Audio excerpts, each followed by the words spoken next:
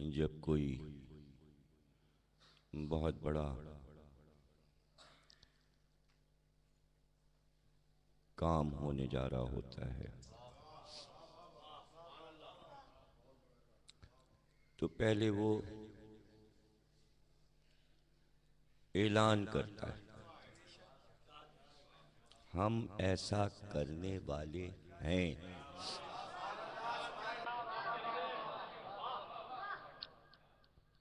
ظاہر ہے میری اس بات پر قرآن گواہ ہے۔ کسی بھی آیت، حدیث یا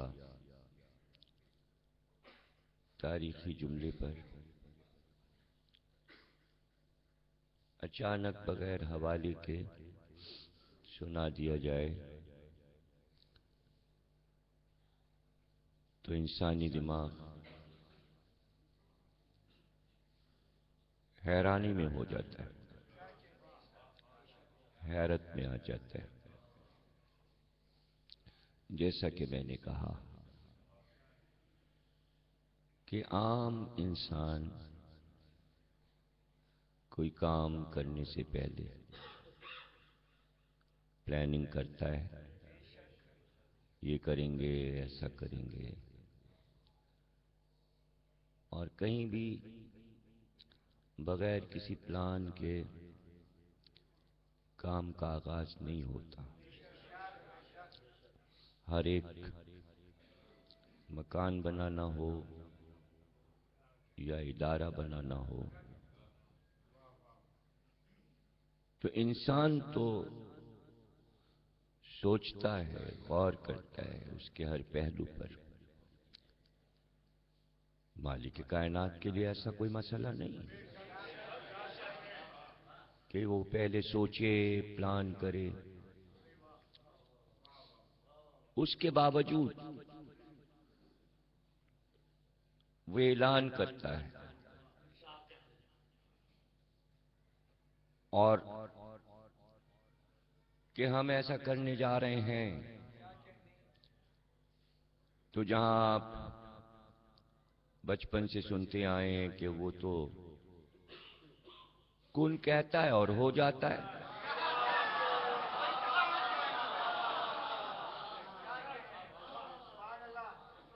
تو اس کا ارادہ کیا اور کام ہو گیا۔ تو ابھی یہ بھی پیش نظر رکھیے، یہ بھی وہی قرآن ہے، انی جاعل فی الارض خلیفہ، بھئی ہم بنانے والے ہیں۔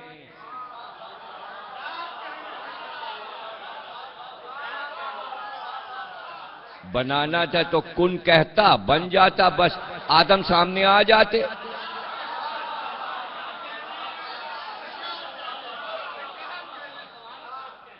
تو وہی یہ سب کچھ سوچ سکتا ہے جس کی نظر میں پورا قرآن نہ ہو، اس لیے کہ ہم کو یہ سب کچھ معلوم ہونا چاہیے کہ کائنات بنے ہوئے کروڑہا اربہا سال گزر چکے تھے، زمین تخلیق ہو چکی تھی، سب کچھ موجود تھا، مخلوقات مسلسل آ رہی تھیں، زمین آباد تھی، آباد ہوتی تھی اور پھر لاکھوں برس کے بعد اجڑ جاتی تھی، پھر تباہی آ جاتی تھی، ہر قوم کو فنا کر دیا جاتا تھا۔ تو جب یہ سب کچھ نظر میں ہوگا تب سمجھ میں آئے گا کہ کوئی نیا کام نہیں ہونے جا رہا تھا، بلکہ تمام عالمین کی مخلوقات کو بتایا جا رہا تھا کہ اب پھر ہم یہ زمین بسانے والے ہیں، اور اس مرتبہ ہم یہاں اپنا ایک خلیفہ بھیجیں گے اور اسے بنائیں گے، کن کہہ کے نہیں، بنائیں گے۔ کہتے ہیں تفسیر کے مطابق کہ اعلان کی آواز آئی تھی عرش پہ، ساری مخلوقات نے جو عرشی تھیں سنا تھا، اور فرشتوں نے بھی سنا تھا، اور پھر خاموشی چھا گئی تھی، اور اس کے بعد ظاہر ہے تو کوئی پوچھ تو سکتا نہیں تھا کہ پھر کیا ہوا۔ بلکہ تفسیر نے کہا کہ 25,000 برس گزر گئے اس آواز کو آئے ہوئے. اب آپ کے لیے 25 بہت ہیں.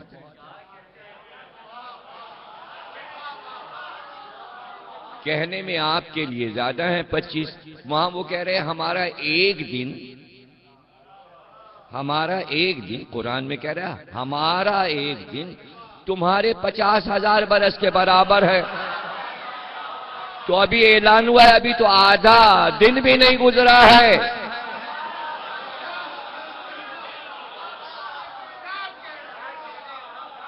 ابھی دوپہر ہوئی ہے، صبح اعلان ہوا ہے اور دوپہر ہو گئی اور ہمارے 25 گزر گئے.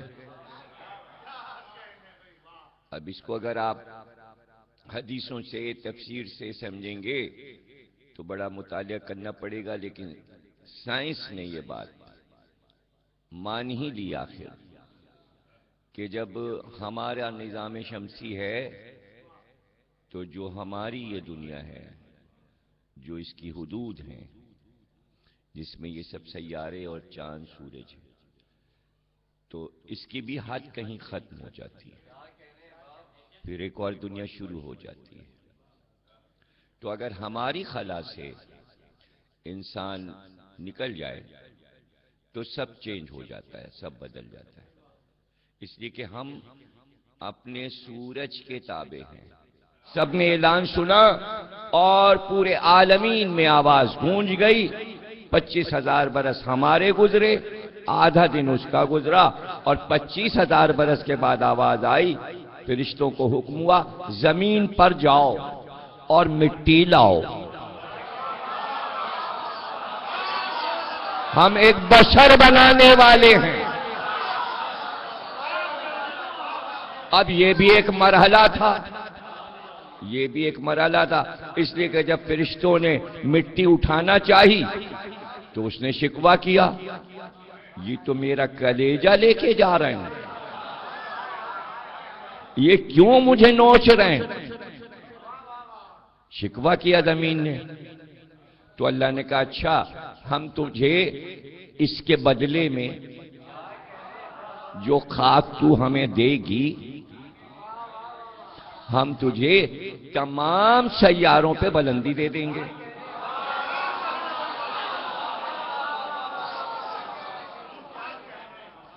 وہ چپ ہو گئی، لے جاؤ. تو اللہ نے کہا ہر جگہ کی لاؤ مٹی. تو جب سب جگہ کی مٹی جمع ہو گئی، اب اللہ نے کہا اب نجف کی مٹی لاؤ.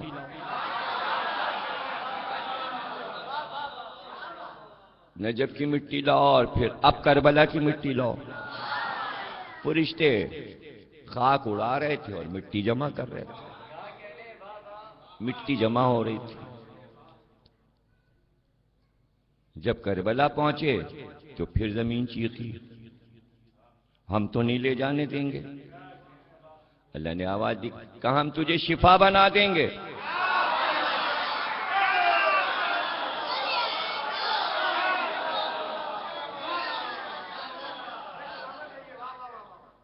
آ گئی اور اس کے بعد کہا اب اس کو گوندھو. فرشتوں سے کہا اس کو گوندھو پانی میں، مٹی اور پانی. فرشتے گوندھ رہے تھے اور قرآن میں آیت آئی کہ ہم نے، اللہ کہہ رہا ہم نے اپنے دونوں ہاتھوں سے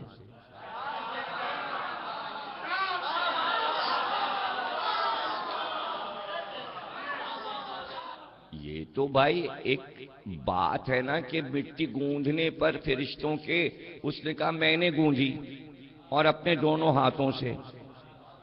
تو اس پہ کاہے کے لیے حیرت ہو جاتی ہے؟ حیرت کہیں نہیں ہونا چاہیے. جبریل لے کے آ رہے سرکار پہ، اور انبیاء کے پاس بھی آئے جبریل، حضرت ابراہیم کے پاس بھی آئے، حضرت موسیٰ کے پاس بھی آئے، حضرت عیسیٰ کے پاس بھی آئے. لائے جبریل، کہتے ہیں ہم نے وحی کی. یہ تو بچے کے بھی سمجھ میں آ جائے. سنانے والے جبریل کہہ رہا یہ میں کر رہا ہوں. میں نے اپنے دونوں ہاتھوں سے آدم کا پتلا بنایا، تفسیر نے کہا فرشتوں نے بنایا، میرے سمجھ میں دونوں باتیں نہ آئیں، بھائی میرے تو نہیں، اگر آپ کے سمجھ میں آ رہی تو آپ بتا دیجئے، اس لیے کہ اللہ کہہ رہا ہے میں نے بنایا اور کہتا میں ہاتھ نہیں رکھتا، میں ہاتھ نہیں رکھتا، اور دوسری طرف تفسیر نے کہا فرشتوں نے بنایا، تو بچپن سے تو سنتے ہیں ان کے پر ہیں، یہ ہاتھ کہاں سے آ گئے؟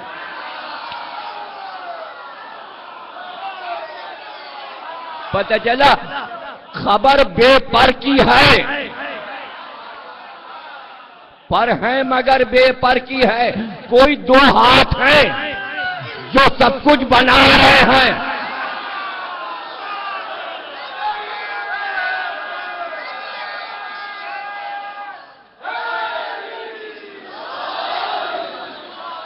تو بتا دینا، اگر سرکار بتائیں گے شاید لوگ یقین نہ کریں، اس نے قرآن میں ہی بتا دیا ید اللہ فوق ایدیہم، ہاں اللہ کے ہاتھ ہے، تو اب دنیا بتا دے ید اللہ کس کو پکارا جاتا ہے،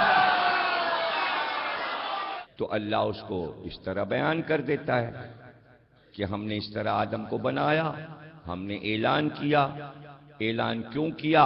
اس کے بہت سے راز ہیں تاکہ ذہن تیار ہو جائیں اس کو ماننے پر، اور اس کے راستے میں روڑے نہ اٹکائیں، اور اعلان کر کے اللہ پھر ایک غیب دیتا ہے تاکہ اندازہ ہو جائے، دشمن بھی بول پڑے اور دوست بھی بول پڑے۔